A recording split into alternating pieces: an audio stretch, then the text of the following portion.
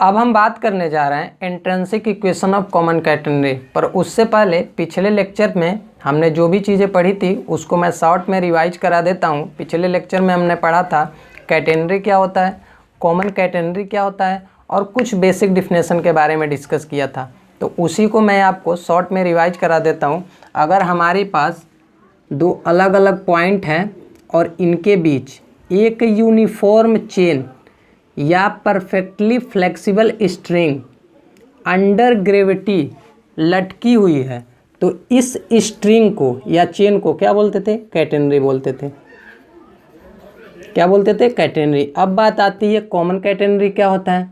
तो अगर इस कैटेनरी का वेट पर यूनिट लेंथ हर जगह कांस्टेंट हो तो इस कैटेनरी को हम क्या बोलेंगे, कॉमन कैटेनरी।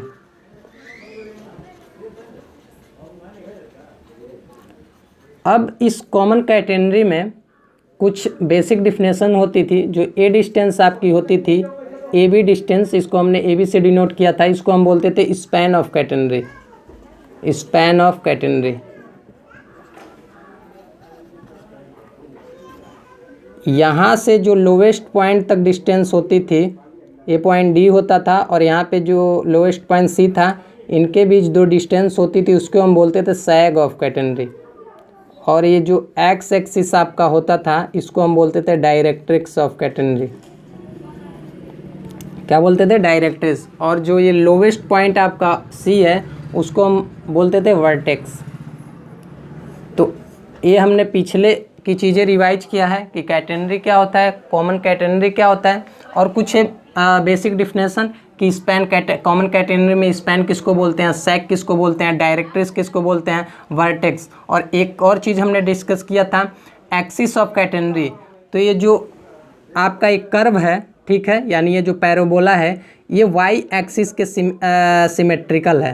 तो ठीक है, तो इस वाई एक्सिस को ही हम क्या बोलेंगे, axis of catenary. Y axis को क्या बोलेंगे, axis of catenary. Axis of catenary. ये सारी चीज़ें हमने पिछले लेक्चर में डिस्कस किया है। मैं डिस्क्रिप्शन में लिंक दे दूंगा, आप पीछे की चीज़ें जाके देख सकते हो। तो अब हम बात करेंगे intrinsic equation of common catenary. तो यहाँ पे हमने फिगर ड्रॉ कर रखा है। यहाँ पे ए सी बी एक यूनिफॉर्म चेन या फ्लेक्सिबल स्ट्रिंग है जो अंडर ग्रेविटी लटकी हुई है और सी क्या है, लोवेस्ट पॉइंट है। इसी को हम क्या बोलते हैं, वर्टेक्स बोलते हैं।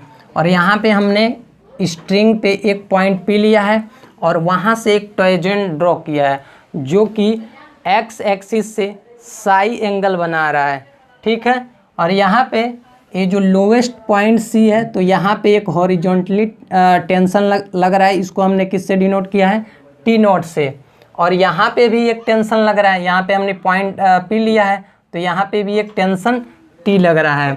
और यहाँ पे क्या है, आपका ओरिजिन हमने लिया है ओ। और सारी चीज़ें हमने बताई है कि इस ए बी को स्पैन बोलते हैं, डी सी को सैग बोलते हैं, सैग ऑफ कैटेनरी। और ये सी पी जो है ये क्या है, सी पी आपका क्या है, ये लेंथ है। इसको हमने किससे डिनोट किया है, एस से। और यहाँ पे ये जो सी पी है यहाँ पे वेट पर यूनिट लेंथ क्या है, डब्लू है। तो यहाँ पे तो लेंथ यस है, तो अब टोटल कितना हो जाएगा, यानी weight per unit length W है, weight per unit length W है। और यहाँ से यहाँ तक, मतलब यहाँ से यहाँ तक लेंथ एस है, तो अब टोटल क्या हो जाएगा, वेट डब्ल्यू एस हो जाएगा, ठीक है। जैसे देखो यहाँ से सी पी से पी तक क्या है, एस लेंथ है, तो अब टोटल क्या होता है, क्या हो जाएगा, डब्ल्यू एस हो जाएगा। तो यहाँ पे क्या हो जाएगा, डब्ल्यू एस हो जाएगा। अब बात आती है कि इस जो ये यहाँ पे टेंशन लग रहा है इसको हम दो कंपोनेंट में ब्रेक कर सकते हैं। यहाँ पे जो टेंशन लग रहा है इसको हम दो कंपोनेंट में ब्रेक कर सकते हैं, एक तो हॉरिजॉन्टली और एक वर्टिकली। क्या ब्रेक कर सकते हैं, एक हॉरिजॉन्टल एक वर्टिकल। क्यों ब्रेक कर सकते हैं, यहाँ पे देखो साई एंगल बन रहा है, हमने जो टेंजेंट लिया है और एक्स एक्सिस के साथ साई एंगल बना रहा है। तो इस टेंशन को हम दो कंपोनेंट में ब्रेक कर सकते हैं, एक हॉरिजॉन्टली एक वर्टिकली। तो इसको हम अगर हॉरिजॉन्टली ब्रेक करेंगे तो क्या बन जाएगा, टी कॉस साई, ठीक है। और vertically T sine psi, vertically क्या बन जाएगा, टी साइन साई। ये जो हॉरिजॉन्टली टेंशन है और ये टी नॉट है, ये एक दूसरे को बैलेंस कर रहे हैं, क्योंकि ये तो इधर लग रहा है और ये इधर लग रहा है, ठीक है।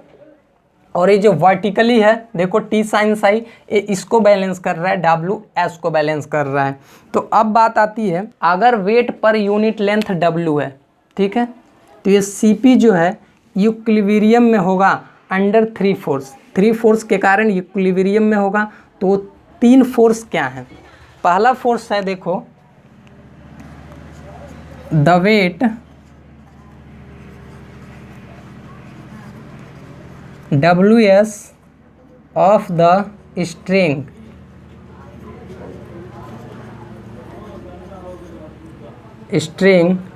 acting vertically downward through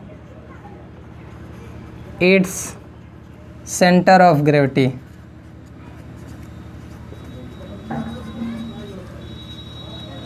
तो ये तो हमारा रहा पहला फोर्स। अगर W weight per unit length है, ठीक है, तो Cp जो है इक्विलिब्रियम में होगा 3 फोर्स के कारण। तो पहला फोर्स है the weight WS of the string acting vertically downward through इस centre of gravity.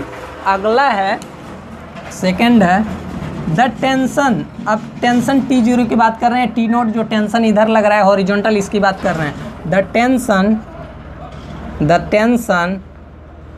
T not 8C acting along the curve 8C which is acting along the tangent, लिख लेना आप, acting along the tangent, acting along the tangent to curve C which is horizontal। अगला force है the tension T8P along the tangent 8P। अब किसकी बात कर रहे हैं, टेंशन P की बात कर रहे हैं, ठीक है। तो ये अगर 3 फोर्स लग रहे हैं तो ये Cp इक्विलिब्रियम में होगा, Cp इक्विलिब्रियम होगा अगर ये 3 फोर्स लग रहे हैं तो ये Cp। अब हम इन फोर्स को क्या करेंगे, रिजॉल्व करेंगे, ठीक है।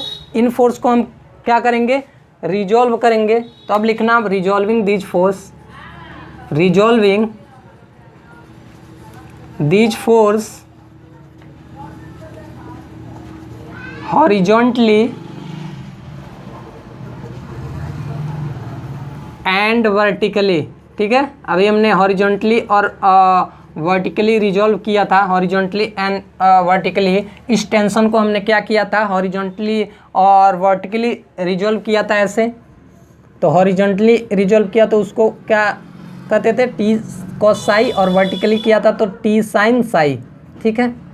तो यहाँ से देखो टी साइन साई जो है ये वर्टिकल वाला टी साइन साई है जो वर्टिकली रिजॉल्व कर रहे हैं। तो टी साइन साई इस WS जो अंडर ग्रेविटी लग रहा है वेट, उसको बैलेंस कर रहा है कि नहीं कर रहा है। तो देखो उसको बैलेंस कर रहा है तो क्या लिख सकते हैं, T sine psi equal to WS लिख सकते हैं ना, बिल्कुल।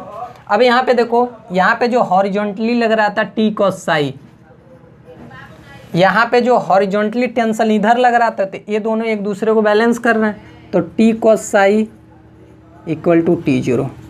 अब हम देखो T0 को यानी T नॉट को WC लिख सकते हैं क्या, क्यों लिख रहे हैं, देखो WC इसलिए लिख रहे हैं, देखो यहाँ पे जो लोवेस्ट पॉइंट है उसका टेंशन क्या है, T नॉट है, तो O बराबर होगा, यानी लोवेस्ट पॉइंट का टेंशन T नॉट बराबर होगा weight of the length of the string C, weight of the length of the string C। तो इस T नॉट को हम WC लिख सकते हैं क्योंकि वेट लग रहा है, ठीक है, W, और यहाँ पे लेंथ क्या है सी तो है ही है, तो हम क्या लिख सकते हैं, टी नॉट को डब्ल्यू सी लिख सकते हैं। अब देखो इसको हमने इक्वेशन नंबर 1 मान लिया है, इसको 2 मान लिया है, इसको 3। तो यहाँ पे हमने टी नॉट इक्वल टू क्या निकाला है, डब्ल्यू सी निकाला है। अब टी नॉट की जगह पे हम क्या रख देंगे, डब्ल्यू सी को रख देंगे। तो T cos psi equal to W C, ये क्या हो जाएगा, इक्वेशन नंबर 4। अब हम क्या करेंगे, इक्वेशन नंबर 1 को इक्वेशन नंबर 4 से क्या कर देंगे, डिवाइड कर देंगे, यानी equation number 1 divided by equation number 4। ठीक है, तो अगर आप डिवाइड करोगे तो क्या मिलेगा, T sine psi upon T cos psi equal to W S. ठीक है, W S upon W C. ठीक है, तो यहाँ से देखो टी से टी कैंसिल हो जाएगा, साइन साई अपन कॉस साई, टेन साई हो जाएगा। ठीक है, और यहाँ से डब्ल्यू से डब्ल्यू कैंसिल हो जाएगा, एस बाई सी मिल जाएगा। और यहाँ से क्या आपको मिल जाएगा, एस बराबर सी टेन साई। यही होता है intrinsic equation of common category. यहाँ पे दिख नहीं रहा होगा तो मैं इधर लिख देता हूँ, एस बराबर क्या मिल जाएगा, सी टेन साई। ठीक है, इंट्रिंसिक इक्वेशन हो गया आपका, यस बराबर सी टेन साई। ठीक है, तो इसको आप नोट करो। अब हम बात करेंगे Cartesian equation of common category.